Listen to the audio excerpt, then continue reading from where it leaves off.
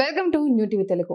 Bharatiya Janata party Amaravati మండల party అధ్యక్షునిగా అమరావతికి చెందిన వాడపర్తి పుల్లారావుని నియమిస్తూ బీజేపీ అధిష్టానం నిర్ణయం తీసుకుంది. అమరావతిలోని ఎంపీపీ మేకల హనుమంతరావు నివాసంలో జరిగిన బీజేపీ కార్యకర్తల సమావేశంలో బీజేపీ జిల్లా అధ్యక్షులు అలోకం సుధాకర్ బాబు, అమరావతి ఎంపీపీ మేకల హనుమంతరావు, అమరావతి మండల ఎన్నికల రిటర్నింగ్ అధికారి దేశెట్టి అనంతరామయ్య, మండల ఉప ఎన్నికల అధికారి మేకల శివశంకర్ మండల పార్టీ అధ్యక్షునిగా వాడపర్తి పుల్లారావు పేరును ప్రకటించారు.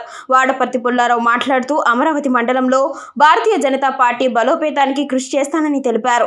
తన నియామకానికి కృషి చేసిన పార్టీ పెద్దలందరికీ, కార్యకర్తలకి రుణపడి ఉంటానని తెలిపారు.